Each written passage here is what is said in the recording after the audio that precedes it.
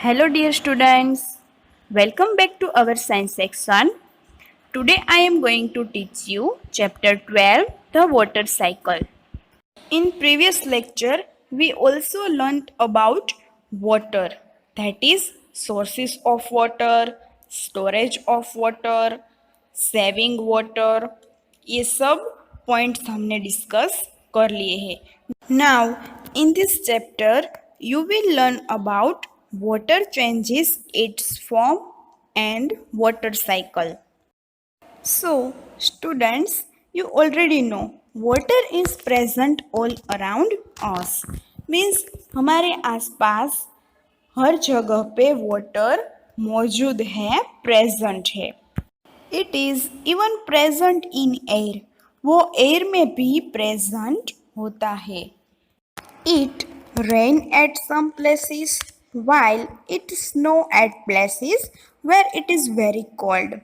Means water है वो कुछ जगह पे बारिश के रूप में होता है और जहाँ कोल्ड एरिया होता है वहाँ वाटर स्नो के फॉर्म में होता है, बर्फ के फॉर्म में होता है. So let us learn more about why it rains and snow.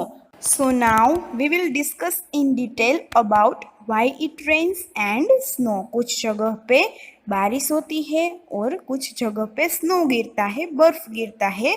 तो क्यों ऐसा होता है उसके बारे में हम लर्न करेंगे. So let us look at our first topic. Water changes its form. Means पानी उसके रूप बदल सकता है. Now, tell me students, what happens when water is heated? Then, what comes out of the vessel when water boils? Do you know? Means, आपको पता है जब हम पानी को गर्म करते हैं, हीट करते हैं, तो क्या होता है? Then, जब हम पानी को बॉयल करते हैं, मीन्स उबालते हैं कोई वेसल्स में, कोई बर्तन में, तो उसमें से क्या बाहर आता है? आपने कभी देखा है? It is steam that comes out. Means बर्तन में से जो हमें बाहर आता देखने को मिलता है वो क्या है? स्टीम है, बाष्प है. Steam is also called water vapour. Steam को हम वाटर वेपर भी बोल सकते हैं, दोनों सेम ही है. जब हम पानी को गर्म करते हैं या उबालते हैं तो उसमें से स्टीम या वाटर वेपर निकलती है. तो जब हम पानी को उबालते हैं या गर्म करते हैं तो उसमें से जो स्टीम निकलती है वो क्या है? वन टाइप ऑफ वाटर ही है, बट वो उसका दूसरा फॉर्म है, दूसरा रूप है कि वो उसमें बदल सकता है. वाटर है वो वाटर वेपर में बदल सकता है, स्टीम में बदल सकता है.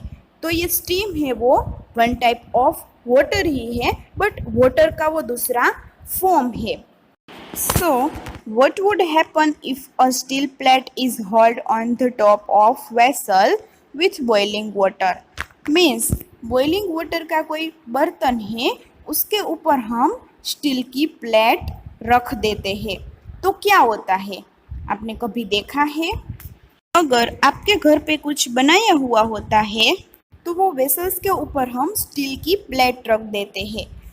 Then after some times what would you see? You would see tiny droplets of water on the plate. थोड़े टाइम के बाद वो प्लेट को आप उठा लेते हो तो आपको क्या देखने को मिलता है? छोटी छोटी पानी की बूंदें देखने को मिलती है. राइट? देखा है ना ऐसा? तो ऐसा क्यों होता है आपको पता है? जो स्टीम बाहर निकलती है उसके ऊपर हम स्टील प्लेट रख देते हैं तो उसमें छोटी पानी की बूंदें देखने को मिलती है. Because on touching the cold plate the steam cools down and changes back into droplets of water. क्योंकि जो बॉइलिंग वाटर का वेसल्स होता है उसके ऊपर हम प्लेट रखते हैं, वो प्लेट कैसी होती है? कोल्ड ही होती है, गर्म नहीं होती है. तो ये कोल्ड प्लेट को जब स्टीम टच करती है तो वो स्टीम भी कूल्स हो जाती है, ठंडी हो जाती है, तो उसकी छोटी छोटी पानी की बूंदें बन जाती है. मीन्स जब कोई स्टीम कोल्ड सरफेस को टच करती है तो वो फिर से पानी में बदल जाती है. तो ये वाटर वेपर में से फिर से पानी बन जाता है. तो ये क्या हुआ कि वाटर चेंजेस इट्स फॉर्म, पानी है वो उसका रूप बदल सकता है। पहले वाटर था, फिर उसको बॉईल किया तो उसकी स्टीम बनी, फिर वो स्टीम कूल हो जाती है, ठंडी हो जाती है, तो फिर से उसका वाटर बन जाता है। तो ये क्या हुआ कि पानी है वो उसका फॉर्म बदल सकता है।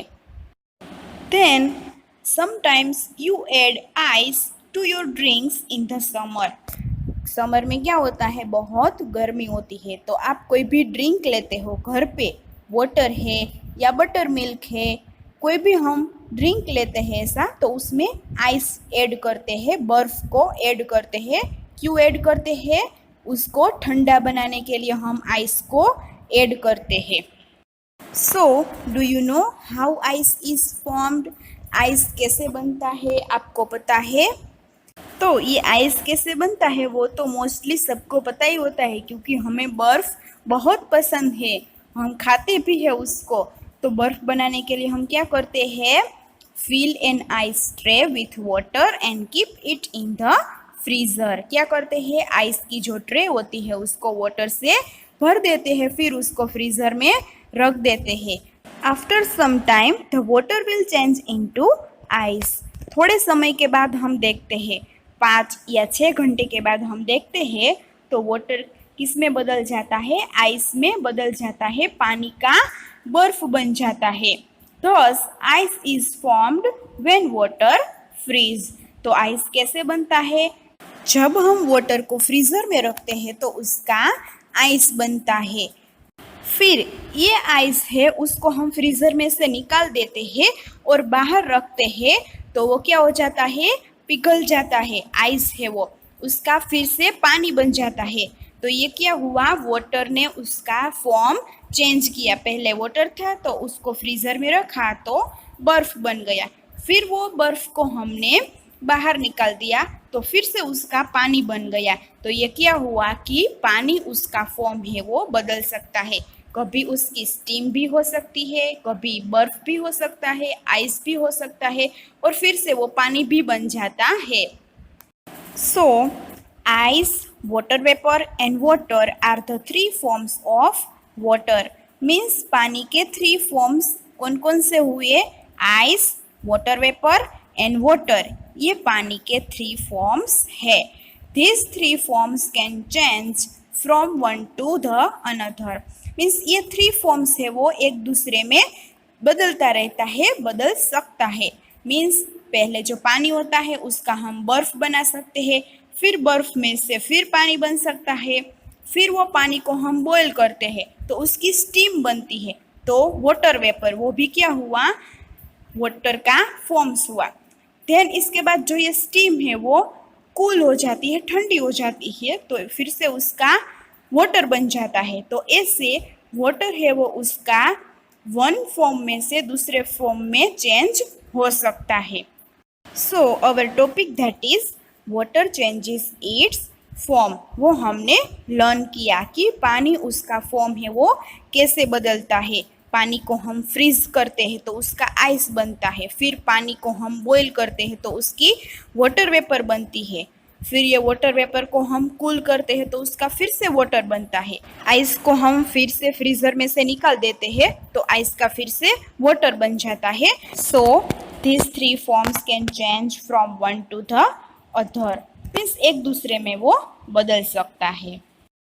Now our next topic that is water cycle, means पानी का चक्र।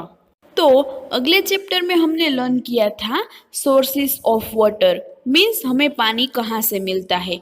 तो पानी हमें पॉन्ड्स में से मिलता है, रिवर्स में से मिलता है, और मेनली हमें बारिश से पानी मिलता है।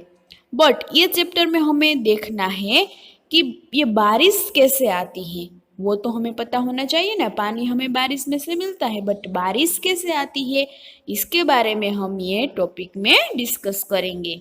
तो उसके लिए हमें ये वाटर साइकिल मीन्स पानी का चक्र है वो पूरा समझना पड़ेगा, तो हमें पता चलेगा कि ये बारिश कैसे आती है। So students, you know there are lots of water in ponds, lakes, rivers, oceans and seas. Means पानी के जो सोर्सेस है जैसे कि ponds, lakes, rivers, ocean, sea, ये सब में बहुत ज़्यादा पानी होता है। So the sun heats the water in ponds, lakes and rivers. Means ये जो पॉन्ड्स में, लेक्स में और रिवर्स में पानी है वो सनलाइट की वजह से गर्म होता है। क्या होता है? हीट होता है, मीन्स गर्म होता है। तो अभी हमने अगले टॉपिक में लर्न किया कि पानी जब गर्म होता है या बॉईल होता है तो उसमें से क्या निकलता है? वाटर वेपर निकलते हैं या स्टीम निकलती है। ये जो रिवर्स, पॉन्ड और लेक्स में पानी है वो सनलाइट की वजह से गर्म होता है। This water changes into water vapour. तो ये जो तालाब में, रिवर्स में जो पानी है वो भी किस में चेंज होता है? वाटर वेपर में चेंज होता है सनलाइट की वजह से। Then water vapour rises in the air. Means ये रिवर में से, पॉन्ड में से जो पानी हीट होता है और उसकी वाटर वेपर बनती है वो हवा में ऊपर जाती है। मीन्स वो हवा में मिक्स हो जाती है। Then it cools and forms small water droplets. Means हमने आगे भी लर्न किया था, ये जो स्टीम है वो कूल होती है तो उसके छोटी बूंदे बन जाती है। तो ऐसे ये भी वाटर वेपर है जो हवा में मिक्स हो जाती है, फिर कूल हो जाती है, मीन्स ठंडी हो जाती है और उसकी छोटी पानी की बूंदें बन जाती है, ड्रॉपलेट्स बन जाते हैं। And this water droplets form clouds. Means ये जो एयर में वाटर वेपर मिक्स हो गई, फिर वो ठंडी होके उसके वाटर ड्रॉपलेट्स बन गए, फिर ये वाटर ड्रॉपलेट्स है वो क्या बनाते हैं? क्लाउड्स बनाते हैं, बादल बनाते हैं। Then, inside the clouds, the small drops of water join and form big drops. Means बादल के अंदर जो ये पानी की छोटी बूंदें होती है वो एक दूसरे से ज्वाइन होती है और क्या बनाते हैं? बिग ड्रॉप्स बनाते हैं, बड़े पानी के ड्रॉप्स बनाते हैं। Then these big drops become so heavy that the clouds cannot hold them any longer. Means ये पानी के जो बड़े ड्रॉप्स बन जाते हैं वो बहुत भारी हो जाते हैं, इसलिए ये बादल है वो ज़्यादा टाइम के लिए उसको पकड़ नहीं सकते। So this water drops falls as rain. बाद में ये वाटर ड्रॉप्स है, बिग ड्रॉप्स है, वो बादल में से एज अ बारिश के रूप में नीचे गिर जाता है। तो अब आपको पता चल गया होगा कि बादल में से बारिश कैसे आती है। Then rain water fills up ponds, lakes and rivers. बाद में ये बारिश से फिर से पॉन्ड्स, रिवर्स एंड लेक्स है वो भर जाते हैं। Then again water gets heated up by the sun and forms cloud. बाद में ये रिवर, पॉन्ड्स और लेक्स में जो पानी भर जाता है फिर वो सनलाइट की वजह से गर्म होता है, फिर उसकी वाटर वेपर बनती है, फिर उसके क्लाउड्स बनते हैं। Then this clouds bring us rain again. फिर से ये क्लाउड है वो बारिश लाते हैं। And sometimes water drops from clouds fall as a snow. Means कभी कभी बादल में से बर्फ की भी बारिश होती है तो उसको हम बोलते हैं snowfall. So the cycle of water forming water vapour, clouds and then falling as rain and filling up ponds, lakes and rivers is called the water cycle. Means ये पानी का चक्र कैसे चलता है? पहले जो रिवर, लेक्स में वाटर है उसकी सनलाइट की वजह से वाटर वेपर बनती है, फिर वाटर वेपर एयर में मिक्स हो जाते हैं, फिर उसके क्लाउड्स बनते हैं। देन क्लाउड्स है वो बारिश लाते हैं और फिर बारिश से ये पॉन्ड्स, लेक्स एंड रिवर्स भर जाते हैं। फिर ये लेक्स, रिवर्स एंड पॉन्ड्स में जो पानी है वो सनलाइट की वजह से गर्म होता है, फिर उसकी वाटर वेपर बनती है। ऐसे कंटिन्यू ये चक्र चलता रहता है, तो इसको हम बोलेंगे वाटर साइकिल। तो अब आपको पता चल गया होगा कि पानी हमें बारिश से मिलता है, बट बारिश कैसे आती है वो ये वाटर साइकिल थ्रू हमने लर्न किया। So here we completed our chapter, that is the water cycle. In this chapter we learned two topic: water changes its form, water उसका फॉर्म कैसे बदलता है, और उसके अकॉर्डिंग हमने लर्न किया कि वाटर साइकिल कैसे चलती है, पानी का चक्र कैसे चलता है। Thanks to all.